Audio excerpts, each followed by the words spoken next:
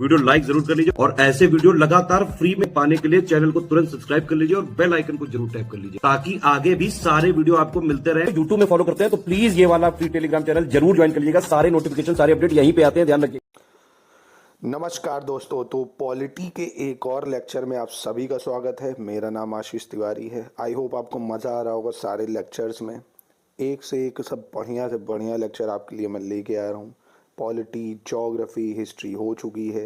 हिंदी के section wise test, Hindi के full length test, बहुत जल्दी जीएस का फुल लेंथ टेस्ट भी ले आऊँगा। करंट अफेयर्स भी चला दिया है, तो आपकी खिदमत में जारी है हम। चलिए शुरू करते हैं क्वेश्चन नंबर 74 से। ये रहा आपकी स्क्रीन पे ऑलरेडी। चलिए 74 कह रहा है, निम्नलिखित में से कौन संविधान प्रारूप समिति के सदस्य थे। एक सेकंड रुकावट के लिए खेद है। सुनिए, अगर आपने स्टार्टिंग के 2 लेक्चर नहीं देखे हैं तो पहले उनको देख लीजिए तो ज़्यादा मजा आएगी, एक फ्लो बन जाएगा। ठीक है, चलिए कौन भैया संविधान के प्रारूप समिति के सदस्य थे। तो कल एक लास्ट लेक्चर में मैंने बताया था संविधान के प्रारूप समिति के चेयरमैन कौन थे भैया, BR अम्बेडकर। अब इसमें और मेंबर जो थे मतलब ऑल जो मेंबर थे जिसको मैं बात करूं अगर, तो 7 लोग थे। गोपाला स्वामी अयंगर, अल्लादी कृष्णा स्वामी अय्यर, DP खैतान, KM मुंशी, ठीक है, और BN मित्तर, ये सब मेंबर थे। ठीक है, तो आपका सरदार पटेल, जवाहरलाल नेहरू, ये इसके मेंबर नहीं थे। ठीक, तो कौन हुए इसके मेंबर, यानी ऑप्शन ए और सी, यानी पहला और तीसरा, यानी सी हो गया। ठीक, किसी तरह का दुख तकलीफ तो बता सकते हो। 75 में वही क्वेश्चन फिर से रिपीट है कि संविधान पांडुलेखन समिति का मतलब, पांडुलेखन समिति का मतलब होता है दोस्तों प्रारूप समिति, ड्राफ्टिंग कमेटी। तो अभी बताया आपके सैयद मोहम्मद शाहदुल्ला, KM मुंशी, अल्लादी कृष्णा स्वामी अय्यर, DP खैतान, ठीक है, BL मित्तर, ये सब थे। जवाहरलाल आई एम सॉरी दोस्तों, कोल्ड हो गया मुझे बहुत ज़्यादा। जवाहरलाल नेहरू दोस्तों नहीं थे। ठीक है, माफ़ कीजिएगा दोस्तों। चलिए 76 क्वेश्चन, संविधान सभा ने डॉक्टर BR अम्बेडकर की अध्यक्षता में प्रारूप समिति का गठन कब किया। तो दोस्तों बहुत इंपॉर्टेंट है ये भी। प्रारूप समिति दोस्तों बनी थी 29 अगस्त 1947 को। ठीक है, ध्यान रखिएगा इसको। ऐसे ही क्वेश्चन नंबर 77 में, संविधान निर्माता परिषद, निर्मात्री परिषद की झंडा समिति के अध्यक्ष कौन थे। तो निर्माण परिषद ज़्यादा सही होगा। तो झंडा समिति के अध्यक्ष थे दोस्तों, वो थे डॉक्टर राजेंद्र प्रसाद। ठीक है, इसको भी याद रखना, कई बार आया है, ये महत्वपूर्ण है। ठीक है, राजेंद्र प्रसाद हो जाएगा। अब मैं ले चलता हूँ आपको 78 क्वेश्चन में। 78 क्वेश्चन कह रहा है, भारत के संविधान में उद्देशिका का विचार किस देश के संविधान से लिया गया है। ठीक है, तो उद्देशिका का मतलब यहाँ पे प्रियम्बल से बात हो रही है, प्रस्तावना से। ठीक है, तो दोस्तों अमेरिका ही का एक संविधान ऐसा है जो प्रस्तावना से शुरू हो रहा है, तो ये हमने USA से लिया है दोस्तों। ठीक है, चलिए ऐसे ही 79 क्वेश्चन की अगर बात करें तो भारतीय राजनीतिक व्यवस्था में कौन सर्वोच्च है दोस्तों। अब देखो, सुप्रीम कोर्ट सर्वोच्च है, संविधान, संसद या धर्म। तो अब देखो, सुप्रीम कोर्ट पावर कहाँ से लेता है, संविधान से। संसद को भी पावर कौन देता है, संविधान। अब धर्म जो आर्टिकल 25 से 28 में दिया वो भी संविधान की वजह से तो सुरक्षित है। तो इन सब का पिता कौन हुआ, मतलब सुप्रीम कौन हुआ आपका, संविधान। ठीक है, तो संविधान है सुप्रीम पावर। चलिए 80, भारत में न्यायिक पुनरीक्षण की संकल्पना निम्नांकित देश के संविधान से ली गई है। तो इंग्लिश में बहुत अच्छा वर्ड है, न्यायिक पुनरीक्षण को जुडिशियल रिव्यू बोलते हैं। ठीक है, जुडिशियल रिव्यू बेसिक स्ट्रक्चर भी है, मतलब संविधान का मूल ढांचा भी है। आर्टिकल पूछ ले तो आर्टिकल 13 में दिया गया भी है। अब इसका ये मतलब होता है कि जैसे मान लो संसद ने कोई बिल पास किया या कोई कानून बनाया, तो सुप्रीम कोर्ट उसको रिव्यू कर सकती है। अगर वो कानून किसी भी तरह से संविधान के खिलाफ है, फंडामेंटल राइट को हार्म कर रहा है, संविधान की वैल्यूज को फॉलो नहीं कर रहा है, तो सुप्रीम कोर्ट उसको स्ट्रक डाउन कर देगी, मतलब नल एंड वॉइड कर देगी। ठीक है, और सुप्रीम कोर्ट इसके तहत अपना भी जो पुराने जजमेंट होंगे उसको भी रिव्यू कर सकती है। ठीक है मेरे भाई, तो जुडिशियल रिव्यू हमने कहाँ से लिया है दोस्तों, ये हमने लिया है संयुक्त राज्य अमेरिका से। ठीक है, तो याद रखिएगा। चलिए क्वेश्चन 81 देखते हैं, फिर से रिपीट हो गया कि न्यायिक पुनरीक्षण की बात कर रहा है, मतलब जुडिशियल रिव्यू की बात कर रहा है। ये कहाँ कहाँ है, केवल भारत में, केवल USA में, भारत और USA दोनों में। ठीक, वहाँ से तो लिया ही है। चलिए, भारत की जो संघात्मक व्यवस्था है वो किस देश से ली गई है? संघनात्मक व्यवस्था समझे कि ये पूरा भारत है। अब भारत क्या है? यूनियन ऑफ स्टेट, मतलब जो संघ का एक समूह है, मतलब ये 28 राज्य मिलके एक भारत का निर्माण करते हैं। अब किसी भी राज्य को यह अधिकार नहीं है कि वो एक अलग देश बना ले, जैसे कि खालिस्तान, ये अलग देश की डिमांड कर रहे हैं तो जीवन बीत जाएगा, कभी नहीं हो सकता ऐसा, ठीक, क्योंकि हमारे वो संविधान के मूल ढांचे के खिलाफ है ना। तो किसी भी राज्य को यह अधिकार नहीं है कि वो संघ से अलग हो जाए, ठीक है। सेंटर जो है यूनियन वो बहुत ज़्यादा स्ट्रांग है, ठीक है। आप मतलब एक राज्य से दो राज्य बन सकते हैं कि यूपी को दो पार्ट में बांट दिया भैया, एक ईस्ट वाला एक वेस्ट वाला, पर अब बोल दे कि भैया यूपी एक अलग देश है, तो ये नहीं पॉसिबल है, ठीक है। तो ये फिलहाल हमने जो संघात्मक व्यवस्था है ये हमने कनाडा से ले रखी, ठीक है, इतना याद रखना है आपको। कोई दुख तकलीफ है तो आप बता सकते हो। अगेन फिर रिपीट क्वेश्चन है कि भारतीय संघवाद किस देश की पद्धति पर आधारित है? तो कनाडा से, ठीक है। भारतीय संविधान में राज्यों का संघ संकल्पना को प्राप्त किया गया है। तो दोस्तों राज्यों का संघ जो अभी बताया मैंने आपको, यूनियन ऑफ स्टेट जो है ये ब्रिटिश नॉर्थ अमेरिकन एक्ट से हमने लिया, ठीक है। ब्रिटिश नॉर्थ अमेरिका एक्ट बहुत इंपॉर्टेंट है, याद रखिएगा। और आर्टिकल 1 भी बहुत न्यूज़ में था इस बार, क्योंकि India that is Bharat is a union of state not a federation of state. Hindi में बोले तो जो हमारा अनुच्छेद 1 है कहता है भारत राज्यों का संघ है एक, ठीक है, not a federation of state, मतलब संघ का एक वो नहीं है, यूनियन, मतलब राज्यों से मिलके भारत बना है, ठीक है। ये चीज़ ध्यान रखना। इंग्लिश में थोड़ा ज़्यादा इजी हो जाता है ऐसा मुझे लगता है याद करना आर्टिकल। चलिए, भारत में समवर्ती सूची की संकल्पना कहाँ से ली गई है? तो दोस्तों समवर्ती सूची का मतलब समझे अब क्या बात कर रही है। समवर्ती सूची का मतलब एक सेंटर लिस्ट होती है जिसमें केंद्र कानून बनाता है, एक स्टेट लिस्ट होती है जिसमें राज्य कानून बनाता है, और एक कंकरेंट लिस्ट जिसको कंकरेंट का मतलब समवर्ती सूची बोलते हैं, जिसमें दोनों ही लोग कानून बना सकते हैं। तो ऐसे ही हमने कहाँ से लिया दोस्तों? तो ये हमने ऑस्ट्रेलिया के संविधान से लिया है। अब आपसे पूछ ले कि central list, state list, concurrent list ये कौन से शेड्यूल में दिया है या कौन सी अनुसूची में? तो 7वीं अनुसूची में है, याद रखना, ये भी कई बार आ सकता है ना। चलिए 86, भारत के संविधान में समवर्ती सूची की अवधारणा कहाँ से ली गई है? तो अभी बताया मैंने आपको, कहाँ से लिया? ऑस्ट्रेलिया से, ठीक है। भारत संविधान में राज्य के नीति निर्देशक तत्व जिसकी बात कर रहा है डीपीएसपी, जो कि पार्ट 4 आर्टिकल 36 से 51 में दिया गया है ना। तो ये हमने कहाँ से लिया दोस्तों? आयरलैंड से लिया है, ठीक है। इसको भी आपको याद रखना है। चलिए आगे बढ़ते हैं और देखते हैं हम लोग अपना अगला क्वेश्चन। 88 कह रहे हैं राज्यसभा के गठन में प्रतिभा, अनुभव एवं सेवा को प्रतिनिधित्व देने में भारतीय संविधान निर्माता निम्नांकित उदाहरण से प्रभावित हुए। अब देखो जो हमने एक वो प्रोसेस ले रखा है ना, कौन सा? नॉमिनेशन का, कि राज्यसभा में आपने देखा होगा सचिन तेंदुलकर को नॉमिनेट कर दिया, ठीक है। जया बहादुरी कह रहा हूँ, जया बच्चन को कर दिया नॉमिनेट, देखा होगा जैसे सचिन तेंदुलकर, धोनी को भी कर सकते हैं आगे फ्यूचर में। तो ये सब पूछ रहा है किस आर्टिकल के थ्रू होता है, मतलब नहीं सॉरी, ये सब हमने किस देश से लिया है ये आपको बताना है। तो दोस्तों ये हमने आयरिश गणतंत्र से लिया है, ठीक है, याद रखिएगा इसको। चलिए 19, फिर से मैचिंग करनी है। बहुत मज़ेदार क्वेश्चन है दोस्तों, मज़ा आ जाएगा आपको, बहुत मस्त क्वेश्चन है ये सब। पॉलिटी में अच्छे क्वेश्चन आते हैं एग्जाम में। विधि का शासन की दोस्तों बात कर रहा है, ये हमने कहाँ से लिया है? विधि का शासन, ठीक है। नेक्स्ट चीज़ में पूछ रहा है आपसे कि ये बताइए विधि द्वारा स्थापित प्रक्रिया, ये कहाँ से ली है हमने? ठीक, तो आसान है, चलो इसको करते हैं। विधि का शासन दोस्तों ये मतलब रूल ऑफ लॉ, ये हमने लिया है इंग्लैंड से। पहली चीज़ विधि द्वारा स्थापित की बात करें तो हमने जापान से लिया है, ठीक। समवर्ती सूची अभी आपको बताया, ऑस्ट्रेलिया से लिया है। राष्ट्रपति के विचारार्थ राज्यपाल द्वारा विधेयक सुरक्षित रखना, मतलब जो राज्यपाल के लिए, जैसे राज्यपाल को आर्टिकल 200 के तहत जो विधानसभा कानून बनाती है, अब राज्यपाल के पास जाता है, या तो वो उस पर साइन करेगा या नहीं करेगा, या उसको वापस दे देगा, या आर्टिकल 201 के तहत प्रेसिडेंट के लिए रोक लेगा, है ना। तो ये आर्टिकल भी इम्पोर्टेंट है। तो ये हमने कहाँ से लिया है दोस्तों? ये हमने कनाडा से लिया है, ठीक है।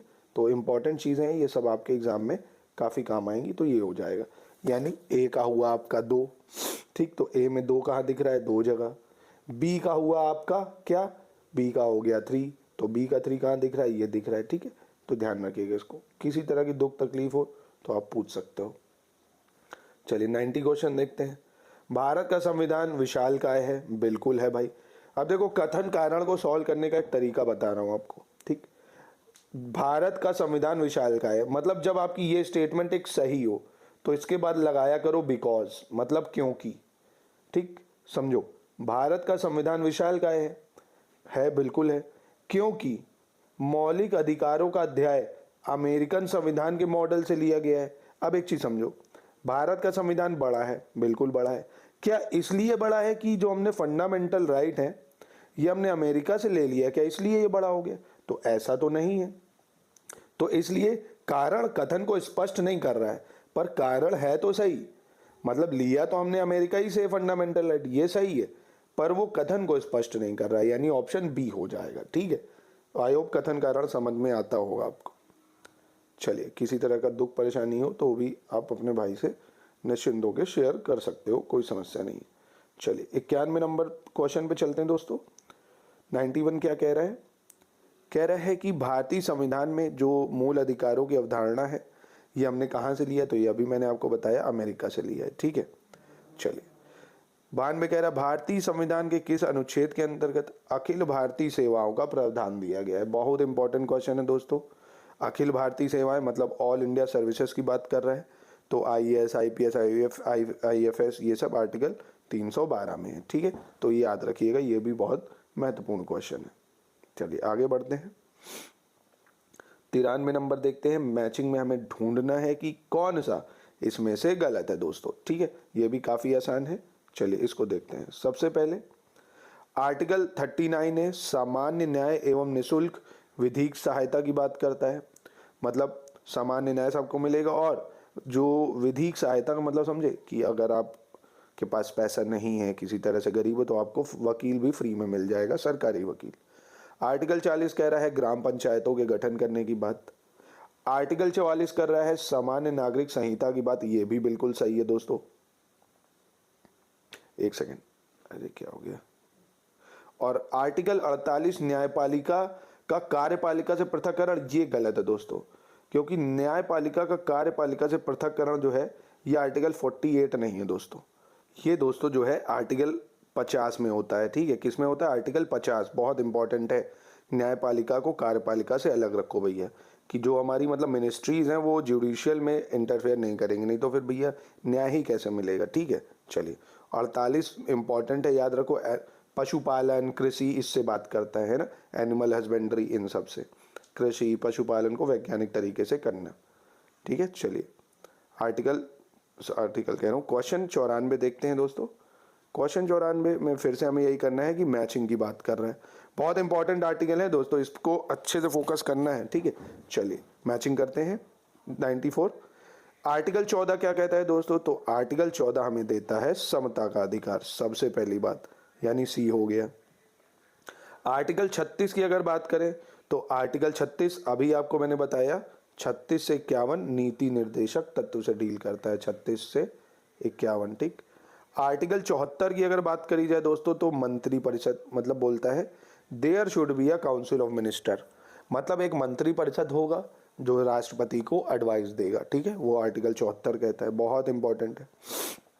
आर्टिकल 368 अगेन मोस्ट इंपॉर्टेंट, कि संविधान में संशोधन कैसे होगा, ये आर्टिकल 368 बताता है। ठीक है, तो इसका डी हो जाएगा, बहुत इंपॉर्टेंट है दोस्तों, ये चारों आर्टिकल एकदम याद रहने चाहिए आपको। ठीक है, किसी तरह से आपको इसको भूलना नहीं है।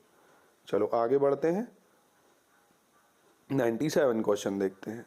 97 ऊपर वाले हो गए ना? नहीं यार, अभी इधर आते हैं, सॉरी। 95 देखते हैं दोस्तों। फिर से अब हमें यही करना है, क्या करना है? मैचिंग करनी है। चलिए 95 कह रहा है सूची 1 को सूची 2 से मिलाइए। तो देखिए अभी मैंने आपको बताया आर्टिकल 14 क्या है, जरा रिकॉल मार लो अगर आपको याद हो गया हो। जी हाँ बिल्कुल, आर्टिकल 14 अभी बताया मैंने आपको ना, क्या हो जाएगा? समता का अधिकार। आर्टिकल 14 समता का अधिकार। विधानता नए राज्य को शामिल करना, तो देखो राज्यों को शामिल करना जो है ये आर्टिकल किस में दिया है? 1 से 4 में दिया है, 1 से 4 में दिया है राज्यों के शामिल करने के बारे में। ठीक, गिरफ्तारी और निरोध से संरक्षण, ये हमें अनुच्छेद 22 देता है दोस्तों। गिरफ्तारी और निरोध से संरक्षण अनुच्छेद 22 देता है। 111 राष्ट्रपति का विधेयक को अनुमति देने का अधिकार, बहुत इंपॉर्टेंट है ये, चारों आर्टिकल मोस्ट इंपॉर्टेंट। राष्ट्रपति जब किसी विधेयक को अनुमति देता है तो उसको आर्टिकल 111 कहते हैं, ठीक है। चलिए अगेन दोस्तों बहुत इंपॉर्टेंट आर्टिकल है ये सब, बस इतने ही आर्टिकल अगर कर लोगे भाई साहब मजा आ जाएगा और एग्जाम में इन्हीं में से कुछ ना कुछ जरूर मिलेगा, ठीक है। चलिए अनुच्छेद 54 दोस्तों राष्ट्रपति के निर्वाचन की बात करता है, ये बिल्कुल सही है, ठीक है, मोस्ट इंपॉर्टेंट आर्टिकल। अनुच्छेद 75 प्रधानमंत्री और मंत्रिपरिषद की नियुक्ति, ये भी सही है। अनुच्छेद 155 राज्य के राज्यपाल की नियुक्ति, मोस्ट इंपॉर्टेंट है क्योंकि इस टाइम बहुत राज्यपाल नामांकित मतलब अपॉइंट हो रहे हैं, ठीक है। तो राज्य में जब राज्यपाल की नियुक्ति होती है वो अनुच्छेद 155 से होती है। अनुच्छेद 148 अभी मैंने आज ही शॉर्ट्स डाला इसके बारे में, कैग से डील करता है यानी महालेखा परीक्षक से डील करता है, तो इसका 1 2 3 4 हो जाएगा, मोस्ट इंपॉर्टेंट, ठीक है। ये तीनों आर्टिकल को एक बार वीडियो को बैक करो, चारों आर्टिकल 4 4 8 4 12 आर्टिकल को वापस से याद कर लो, एग्जाम में बहुत काम आने वाले हैं। अगेन भैया फिर से आ गए आर्टिकल, बहुत इंपॉर्टेंट आर्टिकल है। देखो कई लोग पूछते हैं ना सर कितने आर्टिकल करें, कहाँ से करें, बस अगर जितने PYQ में ये आर्टिकल आ रहे हैं इतने कर लिए तो किसी तरह का दुख तकलीफ नहीं होगा, ठीक है। चलिए रिपीट देखो हुआ कि नहीं हुआ। संवैधानिक संशोधन की बात कर रहे थे तो आर्टिकल 368 हो जाएगा। वित्त आयोग, ये तो जो बच्चा पैदा भी नहीं हुआ होगा उसको भी पता होगा, अनुच्छेद 280 की बात कर रहे हैं। वित्तीय आपातकाल मतलब फाइनेंशियल इमरजेंसी, ये 360 से होती है। अखिल भारतीय सेवाएं, देखो फिर रिपीट हुआ ना, अभी करा था 312, ठीक है, हो गया ना एक नंबर। किसी तरह की परेशानी हो दोस्तों तो बताना जरूर, बी हो जाएगा। चलो आर्टिकल ही समझा रहा हूं तो एक बार 99 फिर बता देता हूं, ठीक है। देखो 148 फिर रिपीट हुआ, अभी आपने करा महालेखा परीक्षक, ये हो गया। 75 भी अभी आपने करा, केंद्रीय जो मंत्रियों की नियुक्ति 75 से होती है। 131 जो है दोस्तों ये सर्वोच्च न्यायालय का क्षेत्राधिकार है। 136 क्या है, 131 सर्वोच्च न्यायालय का क्षेत्राधिकार। 76 दोस्तों महान्यायवादी या अटॉर्नी जनरल से डील करता है, ठीक है। मोस्ट इंपॉर्टेंट आर्टिकल है मेरे भाई, 2 से 3 बार देखो इसको आराम से याद हो जाएगा, ठीक है। चलो आर्टिकल की ही सीरीज है ये, टोटली बहुत आर्टिकल आते हैं। चलो क्वेश्चन नंबर 98, ठीक है। चलिए भारत का नियंत्रक एवं महालेखा परीक्षक, फिर देखो रिपीट हुआ, अभी करा है 148 हो गया। वित्त आयोग ये भी करा अभी हमने, 280 हो जाएगा। प्रशासनिक अधिकरण की अगर बात करें दोस्तों, एडमिनिस्ट्रेटिव ट्राइब्यूनल, ये अनुच्छेद 323 ए हो गया। संघ लोक सेवा आयोग ये 315 में है दोस्तों, ठीक है। मोस्ट इंपॉर्टेंट, याद जरूर रहना चाहिए दोस्तों। इसमें किसी तरह की कंफ्यूजन हो तो आप बताना जरूर मुझे, ठीक है। ऑप्शन देखते जाओ इसका। चलो इधर आ जाते हैं अब हम लोग अपने क्वेश्चन नंबर 100 पे। अब क्वेश्चन ऊपर तो नहीं रह गया, कोई देख लेता हूँ एक बार, नहीं ये मैंने अभी आपको करा ही दिया 99, ठीक है। तो क्वेश्चन नंबर 100 देख लेते हैं एक बार कि क्वेश्चन नंबर 100 क्या कह रहा है। चलिए दोस्तों क्वेश्चन नंबर 100 देखते हैं। कह रहा है विधि के सम्मुख समानता, ठीक है, मतलब इक्वालिटी बिफोर लॉ, यह भी मैंने आपको बताया है। इक्वालिटी बिफोर लॉ क्या होता है दोस्तों, आर्टिकल 14 जिसको समता का अधिकार भी बोला जाता है, ठीक है। और डीप में जाए तो इक्वालिटी बिफोर लॉ या कानून के समक्ष समानता, कि चाहे सलमान खान हो चाहे आप हो, कानून के समक्ष सब एक ही रहेंगे, ठीक है। चलिए कार्य करने का अधिकार, ये हमें कौन सा संविधान का अनुच्छेद देता है दोस्तों, राइट टू वर्क, ये हमें देता है अनुच्छेद 41। कौन सा देता है दोस्तों, अनुच्छेद 41 देता है, ठीक है। चलिए कार्य करने के लिए सही और मानवीय स्थितियां भी होनी चाहिए, ये कौन देगा हमें, तो ये हमें प्रोवाइड करेगा उसके तुरंत अगला यानी 42, ठीक। 41 तो कह देगा कि भैया आपको कार्य करने का अधिकार है, और 42 कह देगा कैसा है, सही जगह मानवीय व्यवहार हो, ये नहीं आपके डंडी पे डंडी पड़े पीछे और आपको मुर्गा बनाया जाए, आपके साथ गलत व्यवहार हो, ऐसा नहीं। आपका जैसे लड़कियां उनका शोषण हो, है ना, ऐसा नहीं होना चाहिए। जो आपका वर्क का प्लेस है वो स्थितियां वहां की अच्छी होनी चाहिए, ठीक है। ऐसा ही बच्चों के लिए मुफ्त तथा अनिवार्य शिक्षा, तो ये दोस्तों कौन से अनुच्छेद में आ जाएगा, कौन सा अनुच्छेद बच गया, अनुच्छेद हमारा 45, ठीक है।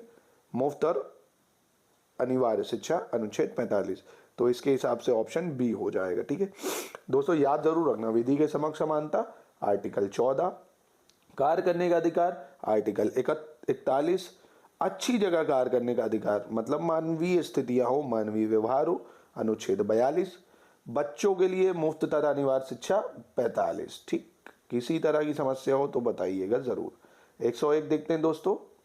101 कह रहा है भारतीय संविधान की निम्न दी गई अनुसूचियों में से कौन सी एक राज्य के नामों की सूची तथा उनके राज्य क्षेत्रों का ब्यौरा देती है। ठीक है, मतलब देखो, संविधान की पहली अनुसूची यही तो बताती है कि भैया देश का नाम क्या होगा, देश में क्या क्या होंगे, देश की ज्यूरिसडिक्शन मतलब जो टेरिटरी है, जो राज्य क्षेत्र है वो कितना विस्तार होगा, ये सब पहली अनुसूची में है। ठीक है, 12 अनुसूची तो एकदम रटी ही होनी चाहिए आपको। चलो 102 देखते हैं दोस्तों। भारत के संविधान की चौथी अनुसूची विवेचित क्या करती है दोस्तों, ये बताना है आपको, ये भी बहुत आसान है। चौथी अनुसूची क्या बताती है, राज्यसभा के स्थानों के आवंटन को, मोस्ट इंपॉर्टेंट, राज्यसभा के स्थानों के आवंटन को। ठीक, एक चीज और ध्यान रखो, कभी क्वेश्चन ऐसे भी घुमा के पूछ सकता है कि जब भी आर्टिकल 2 या 3 में परिवर्तन होगा। अब आपको आर्टिकल 2 या 3 तो पता होगा कि जब भी भारत में नए राज्यों का विलय किया जाता है या नया राज्य बनाया जाता है, अब नया राज्य बनेगा तो राज्यसभा की सीटों में भी तो चेंजमेंट आएगा। तो ये पूछ लेता है कि जब भी नया राज्य बनेगा 2 या 3 के तहत तो कौन सी अनुसूची में बदलाव होगा, तो चौथी अनुसूची में बदलाव होगा। ठीक है, थोड़ा लिंक भी करते रहो, ये यूपीपी से यूपीएससी में बहुत आते हैं इस टाइप के। तो आर्टिकल 2 देखो, आर्टिकल 1 से 51 तो एकदम रटे हो और बाकी आपको मेन जो है वो मैं करा ही रहा हूँ।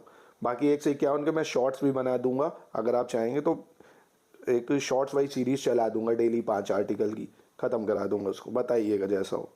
चलिए 103 देखते हैं। भारतीय संविधान की तृतीय अनुसूची में निम्न में से क्या उपबंधित है। देखो अब तीसरी अनुसूची की बात कर रहा है, पहली भी तैयार हो गई, चौथी भी आ गई, तीसरी भी आ गई, है ना, आराम से हो जाएगा। क्या क्या भैया है तीसरी अनुसूची में, ये बताना है आपको। ठीक है, चलिए देखते हैं तीसरी अनुसूची में क्या क्या है। तो सबसे पहले कह रहा है क्या, संघ के मंत्री के लिए पद की शपथ का प्रारूप, मतलब तीसरी अनुसूची में दिया हुआ है क्या। संघ के मंत्री समझते हो ना, केंद्रीय मंत्रियों की बात कर रहे हैं, क्या वो शपथ तीसरी अनुसूची के थ्रू लेते हैं। उच्चतम न्यायालय के मुख्य न्यायाधीश द्वारा ली जाने वाली शपथ, क्या ये भी तीसरी अनुसूची में है। नेक्स्ट इंपॉर्टेंट चीज, भारत के राष्ट्रपति के लिए पद की शपथ का प्रारूप, क्या ये भी आपका अनुसूची 3 में है। चौथी, संसद के सदस्य द्वारा ली जाने वाली शपथ का प्रारूप, क्या ये भी आपका चौथी अनुसूची में है, मतलब तीसरी अनुसूची में। इन चारों में से दोस्तों कौन तीसरी अनुसूची में है, ये बताना है आपको। सो दोस्तों देखो, पहला, दूसरा, चौथा बिल्कुल सही है। राष्ट्रपति शपथ तीसरी अनुसूची से नहीं लेता, उसके लिए तो एक अलग आर्टिकल है, आर्टिकल 60 याद होगा आपको, संविधान के अनुच्छेद 60 से में दिया हुआ है कि राष्ट्रपति शपथ कैसे लेगा, उसको शपथ कौन दिलाएगा, मुख्य न्यायाधीश भारत का। ठीक, और वो अपना रेजिग्नेशन किसको देगा, वो अपना रेजिग्नेशन देगा उपराष्ट्रपति को, और उपराष्ट्रपति अपना रेजिग्नेशन राष्ट्रपति को, ये इंटरचेंजमेंट चलता है। ऐसे राष्ट्रपति को हटाने वाला आर्टिकल भी बहुत इंपॉर्टेंट है, आर्टिकल 61। ठीक है, चलिए दोस्तों, अब संविधान की चौथी अनुसूची की अगर हम लोग बात करें, कह रहा है कि ये कौन से मतलब किससे डील करता है, तो अभी आपको बताया था ना, चौथी अनुसूची में क्या दिया हुआ है दोस्तों, राज्यसभा के क्षेत्रों का कैसे आवंटन होना है, ये चौथी अनुसूची में है, यानी ए का हो गया आपका 3। ठीक, छठी अनुसूची में जनजातीय क्षेत्रों की बात करता है, किसकी, असम, मेघालय, त्रिपुरा, मिजोरम, AMTM, ये भी हम लोग कर चुके हैं, AMTM, असम, मेघालय, त्रिपुरा, मिजोरम। ठीक है, इसके अलावा कोई नहीं। 8वीं अनुसूची में दोस्तों भाषा से रिलेटेड प्रावधान दिए गए, 22 भाषाएं दी गई हैं। ठीक है, ये 8वीं अनुसूची में। 9वीं अनुसूची में भूमि सुधार की बात करता है, जो कि फर्स्ट कॉन्स्टिट्यूशन अमेंडमेंट एक्ट 1951 से ऐड भी हुई है, तो ये भी याद रखना। पहले तो 8 थे ना अनुसूची, बाद में 12 हुई हैं, 4 बाद में ऐड हुई है ना, तो इसका ऑप्शन सी हो जाएगा। किसी भी तरह की दुख परेशानी तो बता सकते हो। चलिए अब देखते हैं क्वेश्चन नंबर 105। सारे देखो अनुसूचियां तैयार हो गई कि नहीं, एक एक करके सब आ गए क्वेश्चन में, ये मजा आता है PYQ या इंपॉर्टेंट क्वेश्चन लगाने का। चलिए अभी 7वीं अनुसूची बताई है मैंने आपको, क्या होती है दोस्तों 7वीं अनुसूची में, क्या दिया है, विधायी शक्तियों का विवरण, मतलब स्टेट लिस्ट, कंकरेंट लिस्ट और सेंट्रल लिस्ट। 8वीं सूची अभी बताया आपने भाषाओं के बारे में। 9वीं अनुसूची अभी बताया आपने कुछ अधिनियमों का विधि मान्यकरण। और 10वीं अनुसूची दल बदल परिवर्तन, है ना, एंटी डिफेक्शन लॉ जिसको बोलते हैं। सो दोस्तों 10वीं अनुसूची की अगर बात करें तो 10वीं अनुसूची कब ऐड हुई थी? 52 कॉन्स्टिट्यूशन अमेंडमेंट एक्ट 1985 से। ठीक है, इसको भी याद रखना, पूछ सकता है एग्जाम में। ठीक है, ये भी महत्वपूर्ण है। तो आई होप आपको 7 मतलब 12 की 12 याद हो गई होंगी। ठीक है, तो इसका तो सी हो जाएगा। किसी भी तरह की तकलीफ हो बताइएगा ज़रूर। चलिए 106 देखते हैं दोस्तों, फिर से अनुसूचियों से डील कर रहा है। कह रहा है कोहेलो केस निम्नांकित में से किस संविधान अनुसूची से संबंधित है? ठीक है, तो कोहेलो से केस दोस्तों ये आपकी 9वीं अनुसूची है ना, Coelho and versus supreme court of India. पहला कॉन्स्टिट्यूशन अमेंडमेंट एक्ट जो आया था 1951 में, ये 9वीं अनुसूची से संबंधित है दोस्तों। ठीक है, कोहेलो केस इंपॉर्टेंट है, याद रखिएगा, 9वीं अनुसूची। 107 देखते हैं, निम्नलिखित में से कौन सा विषय समवर्ती सूची का है? समवर्ती सूची मतलब समझे, जिसमें क्या होता है, केंद्र भी कानून बना सकता है, राज्य भी कानून बना सकता है। तो दोस्तों पुलिस, ये तो आपका राज्य के पास है। आपराधिक मामले, ये इसमें केंद्र भी बना सकता है और राज्य भी बना सकता है, क्योंकि रेडियो और टेलीविजन केंद्र के पास है, विदेशी मामले भी केंद्र के पास है। चलिए 108 देखते हैं दोस्तों, शिक्षा जो प्रारंभ में राज्य सूची में थी, ठीक है, बाद में उसे समवर्ती सूची में स्थापित कर दिया गया। तो ये दोस्तों शिक्षा को, मतलब पहले तो देखिए वो स्टेट लिस्ट में थी, अब उसको कंकरेंट लिस्ट में डाल दिया 42 कॉन्स्टिट्यूशन अमेंडमेंट एक्ट 1976 से। ठीक है दोस्तों, तो दोस्तों मैंने आपको 40 क्वेश्चन कराए होंगे। ठीक है, 40 के ही सेट करा रहा हूँ ताकि आपको अच्छे से रिवाइज हो जाए। एकदम से थाली भर नहीं दूंगा कि आप उबा के मारो। अच्छे से इस लेक्चर को देखो, क्योंकि इस लेक्चर में जो मेन फोकस करा है वो शेड्यूल में करा है।